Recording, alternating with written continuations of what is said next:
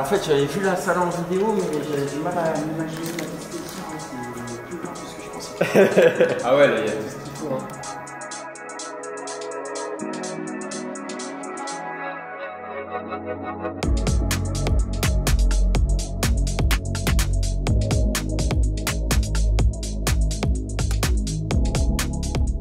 Bon là j'ai reçu plein de cadeaux là, attends, je vais vous montrer tout ça là. Oh là là. C'est rempli de surprises. Ah oui, il y a plein de trucs dedans. Alors, je sais pas, ça tu Ah ouais. sac, et après il y a ça et ça. Donc, Oh là là là là. Allez, vous êtes trop fort, regardez ça. Regardez ça. C'est magnifique, c'est magnifique. Oh là là, oh là là là là là là là. J'arrivais pas à me souvenir si tu mets une ceinture quand tu squattes ou pas. Bah là je squatte plus en fait, donc bah, j'ai squatté quand je faisais du lifting 162,5 mais barre basse quoi, tu vois. Oh non. Comme ça, bah oui. Tu sais que j'ai 160. Ah ouais, mais moi je suis un petit hein. Ah ouais, t'as vraiment de la force quand même. Oh là là. Bon, il y a deux trucs. Non mais... Je vais mettre tout ça là, je vais devoir me changer là. Bon bah les gars, vous savez ce qu'il reste à faire, Zeta sur Instagram. Oh là là, mais j'aime trop ton sens du détail là, parce que tu vois les petits trucs comme ça là. Oh là là, magnifique. Magnifique, bah écoute, je vais choisir une petite tenue et puis ça va être parti. Hein. Alors, un gros merci à Pierre, je te fais avec plaisir. bon, là je sais pas quoi dire. Merline, je vais te montrer un peu ce que c'est là. Voilà là, voilà, Disneyland. Bon bah c'est parti, on va s'échauffer sur le vélo et puis tu vas montrer un peu ton échauffement. Ouais. Mon exo, ça va être celui-là, comme ça pendant 30 secondes. Et unbroken, donc si tu loupes, ouais, ça va le faire. Ouais. Et du coup, ça va être un bon petit set. Et pour tester aussi. Et par contre, moi, c'est encore pire que toi. Tu vois, la réalité, j'arrive même pas à faire jambes tendues. Si. Ah, Attends, bien. Attends, vas-y, refais. Attends. Non, je peux pas. C'est chaud. Ouais. Mais tu vois, hier, j'ai fait beaucoup de Jefferson Curl. Ouais. Tu vois, j'ai assoupli vachement ma chaîne post et je me sens directement plus à l'aise. Ouais. Donc, heureusement qu'on l'a 20 jours avant. Vous, c'est comment en CrossFit genre, par exemple, pour les Open, vous les avez quand avant? Nous, les Open, ils annoncent jeudi soir. Ok. Et on a de jeudi soir à lundi soir pour les faire. Ouais, c'est bien parce que du coup, nous là, on connaît toutes les routines pour la compète officielle 20 jours avant. C'est un petit peu bizarre parce que là, du coup, ma prog elle change complètement. Je vais faire que ça, je vais faire que de la spécificité. Et du coup, on sait un petit peu qui va gagner en gros le jour J parce que ça va être une démonstration. Il y a moins d'incertitude, tu vois. Donc voilà, mais du coup, l'année dernière, je fais, Calisthenics Cup, je fais 3e. Et du coup, je perds en demi contre James Jumper, c'est un gars que j'avais affronté en 2019. Et il y avait une traction 1 MU et je perds sur la fin sur les pompes. Et comme je fais le meilleur temps, il me place 3e. Mais je devais aller en finale parce que du coup, après en Italie, je fais 2e contre celui qui a gagné. Et voilà, mais c'est encore, voilà, c'est tout nouveau, c'est pas encore tout nouveau, parce qu'en fait ça a débuté vraiment en 2019, c'est là où j'ai gagné les championnats du monde, où pareil on était les 16 meilleurs, et après il y a eu le Covid, du coup bah, en fait on était un peu sur notre fin, quoi. Donc c'est cool, là on commence à avoir plus de compétition, mais c'est pas autant développé que le CrossFit, tu vois, mais c'est cool. Et puis comme tu as vu, bah, les jambes, nous pour l'instant c'est soit en fait tu as les championnats de France où tu as des squats à 80 ou 100 kg, donc c'est plus de l'endurance de force, et là tu as le format pour l'Allemagne où c'est plus de l'endurance, donc vaut mieux être plus léger, plus c'est les meilleurs, tu vois, ils sont entre 66 et 70 kg, tu vois. Donc voilà, il n'y a pas encore de catégorie, etc. C'est vraiment les 16 meilleurs qui rentrent. Donc voilà. Après, ça peut être pas mal de ne pas faire de catégorie, au moins ça te laisse la gestion de ton corps. Un peu comme en CrossFit, si tu choisis d'être plus lourd, avoir plus de force mais plus galérer sur la gym. Et après, moi ce que je vois, par exemple, mon collègue Alexis, il fait je crois un bon 76 kg, je crois. Naturellement, tu vois, en fait, moi, en fait, si je veux augmenter mon poids, je sens, enfin, si je dois passer à 71 kg, c'est ce que j'avais fait l'année dernière, je dois me forcer. Et naturellement, je suis bien moi entre 66 et 69, c'est vraiment mon poids de forme. Donc je suis plus sur un spectre, tu vois, puissance, vitesse, donc sur le format qu'on va voir aujourd'hui. Ouais. Par contre, mon collègue Alexis, naturellement 76, 78 kg, il est mieux sur des charges traction à 40, dips à 60, squat à 80, tu vois, l'endurance de force quoi. Et après, tu as l'extrême où tu as la force. J'aime bien voir le sport comme ça quoi. Ouais, après voilà, tu vois le spectre, en gros moi ce que je vois c'est puissance, vitesse, puissance et force quoi, tu vois. Et lui il est plus sur de la puissance et moi plus de la puissance vitesse quoi. Mais pour moi, ma vision du calisthenics c'est je verrais genre une année où tu as 4 compétitions dans l'année, tu as de la force, première compète, deuxième compète de la puissance, donc en gros endurance de force, tu vois, ça dépend des termes, troisième de l'endurance au poids de corps et quatrième genre de la vitesse. Et le meilleur athlète de calisthenics, c'est celui qui est le plus équilibré sur ces 4 compètes, tu vois. Parce que pour moi, c'est ça. Si tu es très bon poids de corps, mais tu n'as pas un ARM très élevé, je trouve pas ça hyper intense. Donc c'est ça ma vision à long terme, mais il faut mettre ça en place. Une ligue, tu vois, un truc comme ça, ce serait énorme. Tu vois. Et après, tous les ans, on rajoute un exercice, par exemple des handstand push-up, des trucs comme ça, mais progressivement, parce que si on ramène tout d'un coup, ça va être un peu compliqué.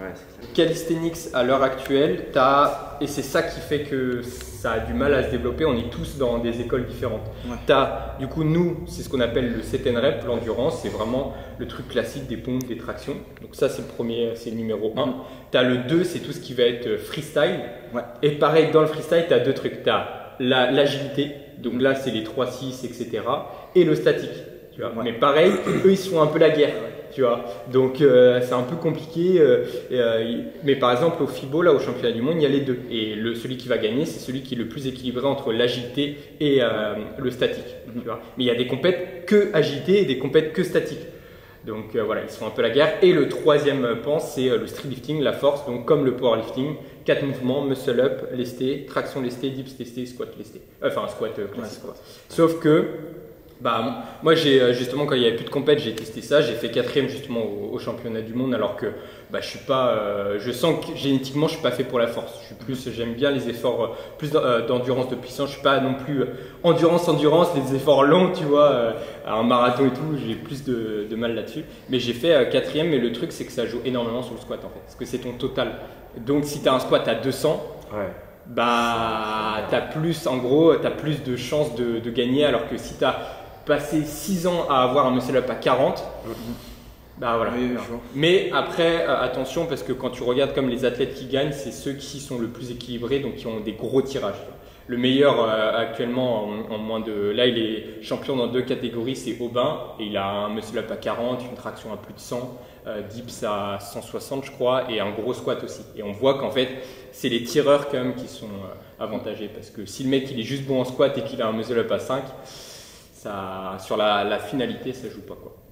Mais voilà, moi c'est un truc, c'est pas pour ça que j'ai commencé cette discipline. Moi, si j'ai commencé cette discipline, on faisait des muscle-up lestés, on doit être capable d'enchaîner plusieurs muscle-up. Et eux, en fait, ils optimisent trop le mouvement. Selon moi, par exemple, le muscle-up, ils vont essayer de vraiment, ils vont faire un keeping pour optimiser, faire plus, utiliser les hanches. Et par exemple, nous en endurance, si on utilise un tout petit peu les hanches, c'est nos reps. Donc voilà, c'est un peu les 2 trucs. Mais... Ça veut dire qu'il y a des juges aussi sur. Ah oui, ouais. Et il n'y a pas une, comment dire. Pas une petite part de subjectivité et tout ça. C'est ce que je trouvais aussi quand Tristan m'expliquait. Je n'arrive pas à savoir ce que c'est une no-rep ou pas no-rep, parce que parfois je vois les athlètes faire un peu une comme ça. Et je savais pas si c'était. Justement là, ils ont fait une vidéo hier pour présenter du coup les routines qu'on va avoir dans 20 jours.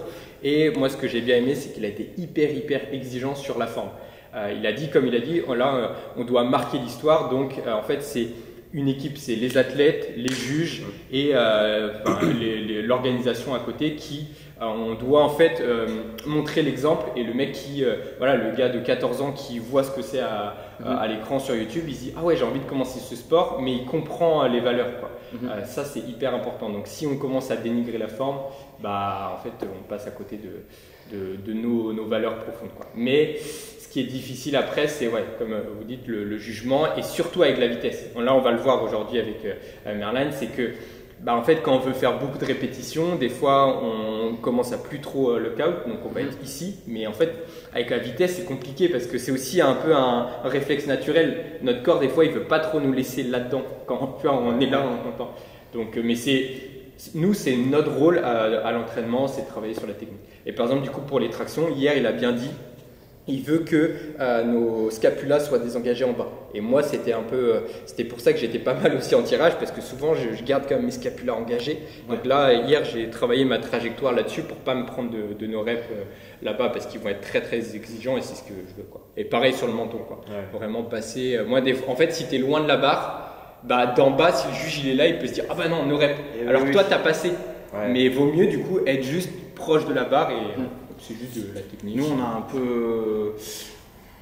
n'a pas ce souci dans le CrossFit, mais il y a des standards et c'est vrai qu'on a quand même des standards qui sont assez simples entre guillemets et qui sont, je pense, plus faciles à juger parce qu'on nous demande, par exemple sur une traction, nous c'est le menton passe la barre. En bas, c'est bras tendu, etc. Mais quand tu vois sur vos muscle up et tout, des fois, ça a l'air de l'extérieur, ça a l'air des fois compliqué de se dire ah ouais, lui il est clean ou lui il est pas clean. Du coup, les juges qui vont être sur la compète, c'est aussi des top athlètes, j'imagine. Là non, justement là, c'est celui qui gère. En fait, il y en a 4. Donc celui qui gère les juges, c'est un top athlète. Et il va briefer les 3 autres. Et c'est à eux d'être hyper intransigeants. Mais en fait, tu vois, pareil, l'envers du décor, c'est nous à la compète. C'est encore une fois de l'adaptation. On voit bien que des fois, il y a toujours, en fait, ils sont deux juges. Il y a toujours une équipe un peu plus soft. Et du coup, notre but, c'est dès qu'on est appelé, on va sur le côté un peu plus tranquille. Tu vois. Et ça joue énormément. Et l'année dernière, c'était le cas quand on voyait qu'il y avait un gars, il était plus chill, quoi. Il était là. Ouais, ça va. Et l'autre, il était à fond dessus, quoi. Donc ça change énormément et des petits détails. Et pareil, donc Sergio, celui qui a tout gagné l'année dernière, mais il a un problème de coude, c'est-à-dire qu'il est comme ça. J'ai les mêmes coudes que lui, moi. C'est très dur pour moi. Je peux pas avoir un bras parfaitement tendu. Donc en compète CrossFit, avant, je vais voir mon juge et je lui dis ouais, tu vois, genre là, je suis à fond et en fait, j'ai encore un angle. Donc, parce que tu peux avoir quelqu'un qui va te dire t'es pareil, alors que moi, je peux pas aller plus loin. Mais comment on fait? Parce que moi, tu vois, j'ai une solution pour ça, mais je ne l'ai jamais testé. C'est tu fais une traction à 80 kg en lest et on voit ton maximum, tu vois. Si ton maximum c'est ça, ok. Mais il y en a peut-être qui grugent un petit peu, tu vois. Et au moins là, avec le lest, si on voit qu'ils font ça, là tu triches. Au moins, c'est. Mais après, c'est ça le problème aussi. Et du coup, tu m'avais dit aussi pour les squats l'année dernière, il y avait un peu ça en bas. Du coup, la demi-finale contre Rem Jumper, il descendait pas à plus de 90 en fait. Tu vois. Et ça, c'est. Voilà. Eux, après, ce qu'ils regardaient, c'était surtout l'extension de hanche. Ils voulaient vraiment qu'on abuse. Mais voilà, encore, c'est un peu nouveau et c'est compliqué. Mais ça s'améliore. Le but, c'est que là, on est que aussi à la 2e édition de la Calisthenics Cup. Donc, c'est que d'année en année, ça s'améliore. Ouais, c'est clair. On voit, mais des fois, ça part un peu. C'est dur à gérer tout ça, quoi. Là, du coup, tu vas challenger Merline. Nous, parfois, les crossfitters, on est un petit peu critiqués justement pour la qualité de notre exécution. Et là, avec la rapidité, ça va être chaud. Du coup, tu vas nous donner un honnête avis, sachant que Merline, c'est quand même, je pense, un athlète qui est assez clean. Il a une très très bonne mobilité naturelle. Donc, déjà sur son range of movement, il est déjà très très bien. Il est facile à juger, parce que nous, c'est pareil. Des fois, quand tu es juge, tu as des athlètes, tu sais qu'ils sont toujours limite parallèle, ils sont limite en haut. Et quand tu juges, c'est toujours dur. Et alors que tu as d'autres athlètes, par exemple, nous dans le CrossFit, tu as des mecs comme Romain Fellono, même Jules, tu vois, c'est des athlètes qui sont vraiment propres et eux, ils sont faciles à juger. Mais t'en as, et en plus, il y en a, ils vont jouer avec le juge. Ils peuvent aller plus bas, mais ils vont gratter pour voir si le juge il réagit ou pas. Exactement. Et ils vont essayer de jouer un petit peu comme ça. Et puis surtout, après, en fait, pour moi, la règle d'or, que ça soit dans le CrossFit ou le calisthenics, c'est au moins les premières reps. Normalement, il ne doit pas avoir de doute. Quand il n'y a pas la fatigue, tu vois, si déjà il y a un doute, c'est que il y a un truc. Il y a un doute, il n'y a pas de doute. Exactement. Ça qu'on dit. Si tu hésites à est-ce que le gars il casse la parallèle ou pas, tu dis. Et c'est pour ça qu'il faut mettre des standards hyper exigeants. Et au moins, tu es tranquille. Et par exemple, sur les pompes, c'est ça. Moi, j'essaie de travailler parce que j'ai la taille assez fine. Et du coup, souvent, en pompe, je casse un petit peu.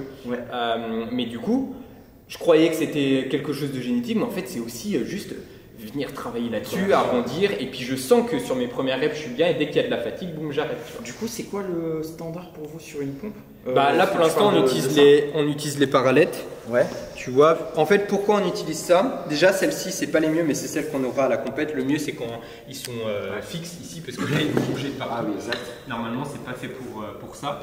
Mais ça c'est bien les parallettes pour pouvoir en fait juger si tu touches bien avec ça. Mais encore une fois, la dernière fois quand je jugeais mon pote et on va voir avec toi, en fait on ne voit pas vraiment si tu touches. Donc le mieux c'est de mettre son doigt. Ouais. Mais en fait quand tu mets ton doigt tu réduis l'amplitude aussi, tu vois. Oui. Mais au moins tu es sûr qu'il touche à chaque fois. Okay. Et donc ça c'est le premier, c'est le standard. Tendre bien les coudes ici et ne pas être là quoi. Mais ça c'est chaud. Ouais. Et surtout en t-shirt. Là ça va, mais si tu me mets torse nu, je vois que je suis un peu plus cambré parce que j'ai la taille fine, j'ai pas des grosses lombaires. Ça joue aussi mine de rien parce que le mec qui a vraiment des grosses lombaires, il va avoir son dos hyper droit. Et je voyais que l'année dernière, il regardait bien ma forme là-dessus. Et par exemple en Italie, il y a des compètes, c'est différent. La compète que j'ai fait juste après, en Italie, je sentais que j'étais tranquille parce qu'en pompe, parce qu'il me disait rien, j'étais hyper large, j'étais comme ça. Et il me disait tout le temps, j'étais comme ça, hyper large et je faisais rien.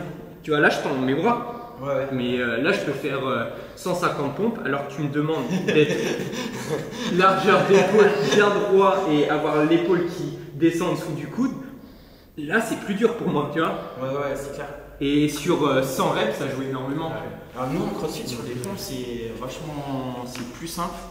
Du coup, nous, c'est. Vas-y, Merlin, tu vas nous montrer. Tu peux mettre l'écartement. Est-ce que tu peux être comme ça Oui. Ah, ça me dérange.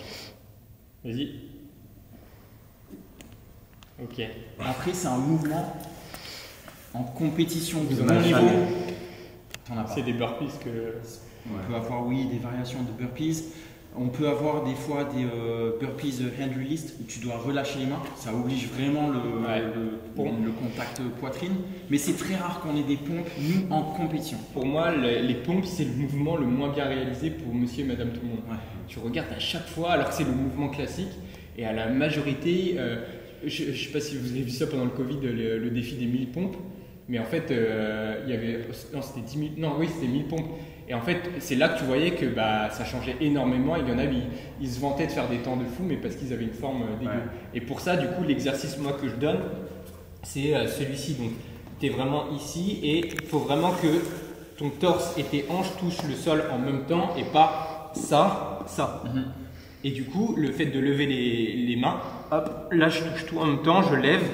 Et là, ça m'apprend vraiment à faire une bonne pompe. Alors que, tu vois, des fois, il y en a, ils vont être comme ça, et après, ils vont mettre les hanches. Ouais. Du coup, ce que tu disais, de lever les mains, moi, je trouve ça cool, tu vois. Ça permet de bien... C'est un bon éducatif pour apprendre la pompe. Et là, quand tu disais, ça me dérange un peu, si on a le droit de mettre les mains comme ça, parce que pourquoi? Ce serait un cheat code? Puisque donne-nous les cheat codes en fait, ça dépend de la morpho. Pour moi, c'est de la biomécanique comme ça, t'es un peu plus sur les pecs, j'ai l'impression, non? Ouais. Tu vois, et... Je sais pas, j'ai du mal. En vrai, si t'arrives à caler les coudes un peu comme ça. Ouais. Tu vois, et puis t'as le triceps sur ton dos. C'est ça, ouais. Tu vois, je sais pas, il y a un truc. Je sais pas, c'est bizarre. Ça me. Ouais, je sais pas. Après, c'est peut-être dans mon cerveau où, comme j'ai appris les pompes comme ça et que dans la norme c'est comme ça, quand je le vois différemment, je me dis, il respecte pas le standard, mais en soi, peut-être il faudrait analyser la biomécanique. Et sur l'écartement de main, vous pouvez faire ce que vous voulez. En vrai, tu vois. Est-ce que par exemple, imaginons que tu es en compète, tu as une grosse série, est-ce que tu vas justement varier un petit peu ton écartement de main? Vu que nous c'est de l'endurance, ça se joue sur quelques petits détails. Ouais. Et en fait, par exemple, des stratégies, ça peut être tes largeurs d'épaule sur les premières pompes, tu vois. Et en fait, après, tu fais tes tractions et tout. Tu sens que tu as fait tes dips et tout, tu sens que tu n'as plus d'épaule. Ouais. Tu te dis, vas-y, je vais être un peu plus large, je vais plus être sur les pecs. Ouais. Ça peut être des trucs intéressants. Donc voilà, et pareil pour les muscle-up. En Italie, on s'était fait avoir parce qu'ils ne nous avaient pas expliqué les règles, ces teams-là. Mais en gros, ils ne voulaient surtout pas qu'on a les pieds. Je vais vous montrer ça. Je trouve ça intéressant. En gros, ils ne voulaient pas juste ce petit mouvement, tu vois. Regardez mes pieds, bon je suis pas échauffé, mais en gros ils voulaient pas qu'on fasse juste ça, ce petit keeping de pied. Et nous avec mon pote Alexis français, ben, on était dans le battle et ils nous disaient nos règles, mais on comprenait rien, ils nous disaient pas pourquoi. Et en fait, ils veulent eux que les pieds ne passent pas devant les poteaux ici. Sauf que du coup, ça change tout ton muscle up. Ça veut dire que pour ça, il faut casser les poignets. En gros, là, je vais faire hop. Et juste parce que j'ai les poignets cassés et que je suis passé comme ça, bah, je peux tirer plus longtemps, je passe devant et j'ai pas eu ce petit coup de pied, ce petit coup de pied. Mais ça, tu apprends ça à la compète et mon pote Alexis, ça l'a sorti totalement, quoi. Il a perdu son bateau à cause de ça parce que ça l'a rendu ouf, il comprenait pas. Et je lui ai dit, faut juste changer en fait. Et heureusement que je l'avais travaillé parce que moi je me blesse souvent le pec et du coup, moi ma forme en muscle up c'est de faire comme ça naturellement. Donc être beaucoup sur le pec, je suis vraiment bien comme ça. Comme je m'étais blessé, bah, j'ai changé où j'ai resserré un peu et au lieu de faire ça, je faisais ça. En cassant, par contre, les poignets ils ont pris un peu cher. Mais du coup, heureusement que j'avais trouvé une nouvelle technique parce que sinon en Italie, j'aurais pas eu la technique pour pouvoir m'adapter. Nous, c'est un peu pareil en crossfit. Dès que tu commences à atteindre un bon niveau, tu vois, par exemple comme Merline, sur beaucoup de mouvements, tu vas avoir différentes techniques selon ton état de fatigue, le nombre de mouvements réalisés. Donc aux anneaux, on a différentes techniques.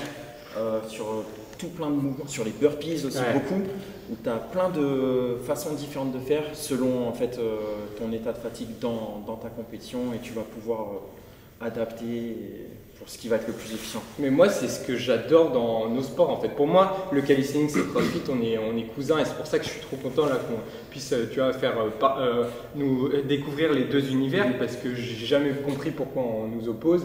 Et pour moi, je lance un petit peu comme la pierre sur le. C'est pour ça que moi j'utilise maintenant le terme calisthenics parce que pour moi ça englobe beaucoup plus de choses que street workout. Combien de personnes ont dit oh, c'est quoi ces tractions dégueulasses et tout. Mais les gars, en fait, le but de notre sport, c'est l'adaptation, c'est de s'adapter à tout. Donc, il faut être capable de faire les deux. Par contre, tu vois, par exemple, quand j'étais à Lyon, j'ai côtoyé des salles de CrossFit, je voyais que des fois, ils allaient un peu vite ou ils apprenaient pas le street et ils passaient vite au keeping. Ça, là, pareil, en termes d'apprentissage, c'est à revoir. Faut avant, pour moi, maîtriser, vous allez me dire, maîtriser le strict et après maîtriser le keeping. Il faut faire les deux. Et là, c'est pour ça aussi, moi, je vais apprendre le keeping pour voir comment je peux m'en sortir là-dessus. Et ça, c'est trop bien de pouvoir switcher en fait des deux. Tu es là, strict, ok. Keeping, ok, je sais tout faire, tu vois. Et c'est ça en fait un vrai athlète. Pour moi. Toi, faut pas te donner le keeping, tu vas tu vas sortir. Je suis pas sûr, ça dépend. Tu vas pas te donner la recette, sinon tu Non, mais pour moi, c'est ça le secret, c'est de pouvoir switcher. Non, et en plus, c'est super intéressant parce que, mine de rien, c'est vrai que nous, puisqu'on est sur le thème des keeping, butterfly, pull-up, etc., nous, l'objectif en CrossFit, c'est vrai que c'est souvent d'aller vite, mais c'est aussi un mouvement. Sur ce mouvement et dans la plupart de nos mouvements, on essaie d'avoir un momentum, d'avoir en fait une sorte de mouvement qu'on peut reproduire avec une forme d'inertie tout en respectant un standard, donc bras tendu en bas, menton qui passe en haut. Et il y a une vraie efficience technique et mine de rien, on le verra peut-être tout à l'heure, cet apprentissage technique n'est pas si simple qu'il n'y paraît. C'est vraiment du boulot pour avoir en fait ce flow et c'est pas donné à tout le monde. Mais bien sûr, dans nous, le travail en strict, dans le CrossFit de bon niveau et de très haut niveau, il est ultra important. Et je pense que, on le verra peut-être tout à l'heure, mais des athlètes comme Merline et comme d'autres, en strict, il y a déjà des bases solides. Bien sûr, par rapport à vous, il y a du chemin à parcourir. Mais je pense que peut-être des personnes dans l'univers du street workout ont des a priori sur les capacités en strict des athlètes, des crossfitters, alors que pour moi, ils n'ont pas compris. Surtout que moi, de base, je viens de la prépa physique. C'est ça qui m'intéresse. C'est ça qui. Moi, j'ai fait mes études, j'ai fait mon master à Lyon et tout. C'est ça qui me passionne. Et en fait, nous, ce qu'on nous a appris en préparation physique, c'est partir du contexte, analyser le sport. Par exemple, moi, j'ai fait un stage en rugby. je connaissais rien au rugby, j'ai dû analyser le rugby, donc les demandes anatomiques, les demandes physiologiques, toutes les demandes, et c'était passionnant parce que tu dois tout développer pour un rugbyman, c'est trop cool. Et du coup, à partir de ça, moi j'ai toujours eu l'esprit ouvert où en fait tout dépend du contexte. Si ton but c'est d'aller le plus vite possible, oui, tu vas faire du keeping. Si les standards c'est nous plus tendre les coudes, etc., tu vas travailler sur cette forme-là, c'est tout. À partir de là, moi je vois pas pourquoi on oppose les deux en fait.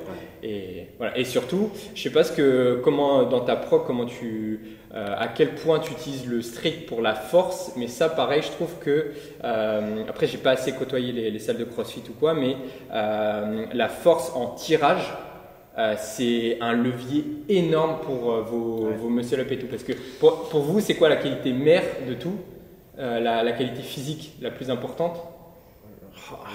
En fait, un peu de non, il faut être bon partout. Ouais. Il faut, mine de rien, il faut quand même avoir de la puissance. Donc il faut être capable de générer beaucoup de force avec de la vitesse. Parce que tous les lifts, c'est ça. C'est ça, c'est de l'endurance de puissance.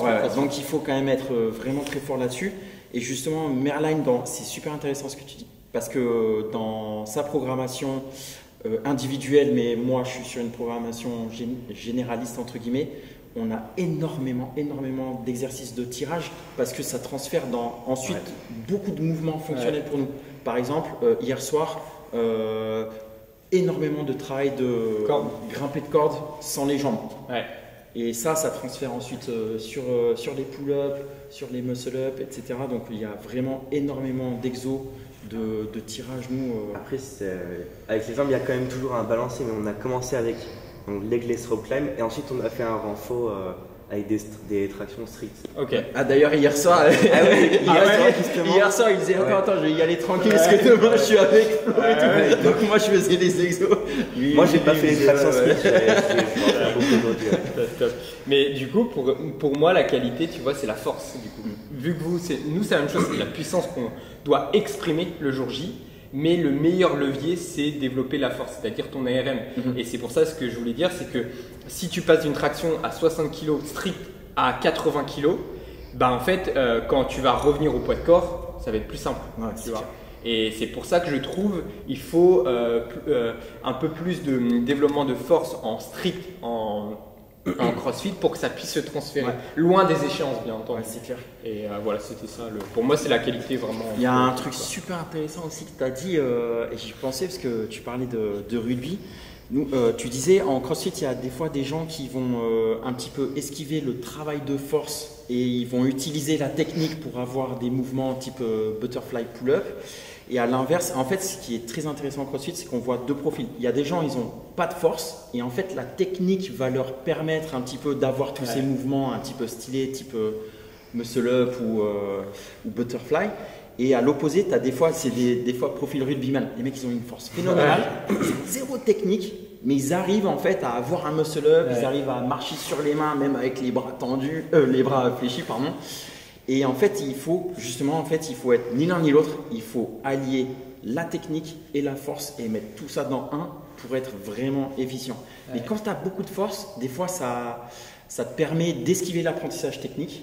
Et quand tu as énormément de technique, ça te permet des fois d'esquiver la force. Et ça, faut pas se le faire. Après, tu vois, avec l'expérience, la force, je trouve, elle est très liée au nerveux. Donc, des fois, tu comprends pas. Par exemple, les muscle-up. Pour moi, les muscle-up lestés, c'est la même chose, ou même le muscle poids de corps, c'est la même chose que votre snatch. Tu vois, ça se programme pareil. Tu vois, et ça, déjà, quand tu t'ouvres l'esprit là-dessus, tu fais wow. Et c'est pour ça, moi, je vais voir comment les haltéros, etc., ils programment le snatch pour le transférer à mon muscle-up lesté. Et en fait, pendant très longtemps, comme nous, on n'a aucune base de connaissances sur le muscle-up lesté, je comprenais pas. Il y avait des jours, j'avais passé 20 kilos, 2-3 jours après, j'arrivais même plus 15 kilos. Je fais, c'est quoi ce bordel ? C'est comme un snatch. Il y a des jours, ça passe tout seul, et il y a des jours, exactement. Tu vas vérifier le poids de ta main. Parce qu'il y a le nerveux, et comme c'est que de la coordination, moi je suis un diesel. Souvent je PR au bout d'une heure, quoi, tu vois. Comme je pense en snatch, c'est pareil, il faut vraiment que tu sois bien ouvert, etc. Mais en fait, le problème de ça, du nerveux, c'est que ça fluctue énormément. Il y a un jour t'es bien, il y a un jour t'es pas bien, et tu sais pas pourquoi. Par contre, la technique, tu peux toujours te reposer dessus. Donc ça, je trouve ça génial et c'est pour ça que il faut apprendre ces choses-là, ces apprentissages-là pour au moins tu sais sur quoi te reposer, quoi. Mais pour moi, le CrossFit a tout révolutionné en termes de façon de préparation physique. Et c'est pour ça que moi je kiffe trop. Et là, tu vois, je fais de calisthenics, mais après je fais l'Aerox de Paris le week-end d'après. Viens, on le fait en double.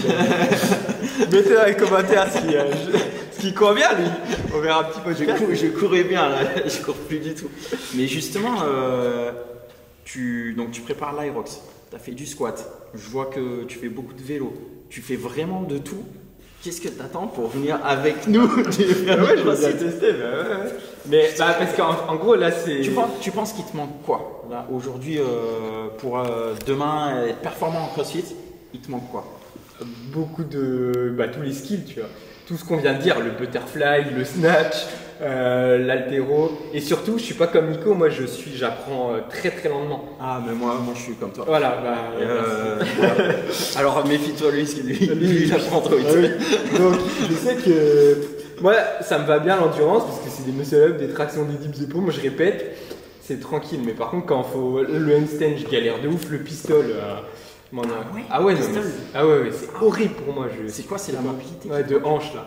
Ça me rend fou. Mais j'ai toujours en fait, comme j'ai gagné en 2019, on m'a créé un peu cette identité, le champion endurance. Mais moi, mon but dans ma vie, c'est d'explorer le maximum de qualité physique. Donc j'ai pas envie non plus de m'enfermer à dire et surtout qu'on a la chance que le calisthenics c'est encore petit, c'est pas comme si c'est bon, tu as des contrats de fou et voilà, tu es je sais pas, un Teddy Riner, tu dois faire du judo. Non, moi j'ai la chance de pouvoir explorer plein de choses, donc c'est ce que j'ai envie, j'ai pas envie de regretter après derrière, quoi.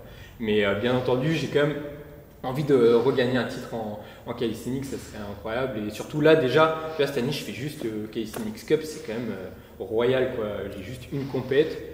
J'ai pas toute une saison hyper compliquée l'année dernière, j'en ai fait 3 et j'ai vu que c'était plus éprouvant, mais c'est ce que j'aime bien aussi.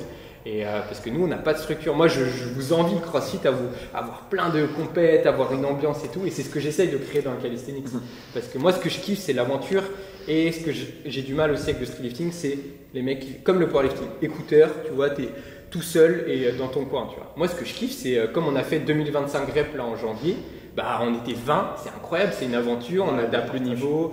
Moi, c'est ça que j'aime bien. Donc, voilà, après, chacun ses trucs, quoi. Mais je suis pas non plus. Et toi, c'est quoi, tu as une question pour toi, pourquoi tu veux faire de la compétition, tu vois? Est-ce que tu t'es déjà posé cette question? Je me suis jamais trop posé la question, mais j'ai un esprit compétitif de base avec papa à l'entraînement. Ça. Donc, en fait. La compétition sur un event, c'est juste un jour de plus avec papa, c'est toujours la compétition. Mais je sais pas, juste l'envie de gagner déjà parce que j'aime pas perdre. T'aimes pas perdre. Ouais.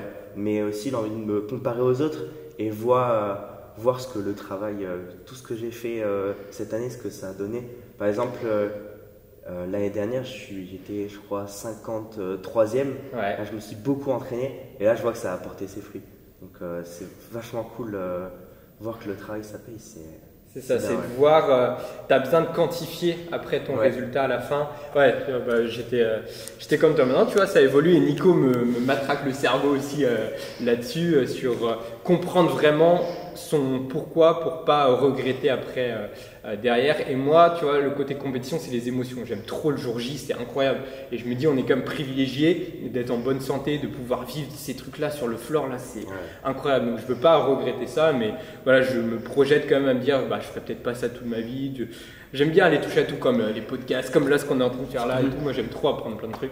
Donc, un truc qui m'impressionne chez Nico, justement, c'est en fait son niveau de performance en étant totalement en dehors d'un circuit de compétition. Ouais. Parce que c'est vrai que ça montre qu'on peut atteindre des niveaux sportifs et de performance qui sont incroyables sans en fait jamais venir se confronter en direct à des gens. Bon, après bien sûr on peut se confronter à l'entraînement, on peut se confronter sur les réseaux sociaux, etc. Mais lui, il a cette capacité à donner le max de lui hors compète. Ça me fait penser un peu peut-être aux mecs qui font du ski freeride qui ont des très très gros niveaux, mais qui vont jamais sur une compétition. Ouais, mais ça m'impressionne. Tu vois, c'est aussi une question de mentalité. Parce que ça veut dire qu'il joue avec son jeu qu'il crée. Et lui, il a du mal à jouer le jeu de quelqu'un d'autre, tu vois. Et c'est ça pour moi la compétition. La compétition, c'est, tu vois, la Calisthenics Cup, ils me disent la routine. J'ai pas à dire, je suis pas content qu'ils nous mettent des leg raises. Non, je fais ce qu'il y a à faire, point.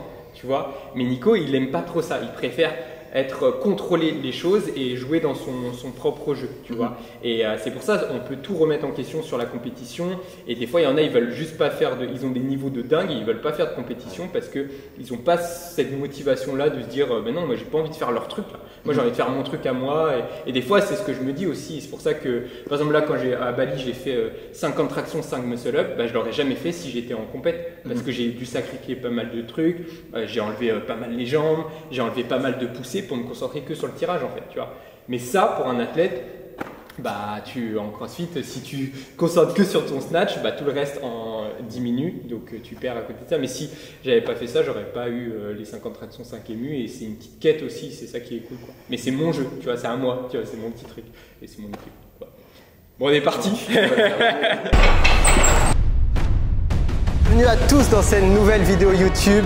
Aujourd'hui, on va voir ce qu'un athlète de CrossFit donne en calisthenics parce qu'on doit faire donc 5 muscle-up, 50 dips, 30 tractions, 60 pompes et 5 muscle-up. Je ne suis pas avec n'importe qui, je suis avec la nouvelle génération du CrossFit français.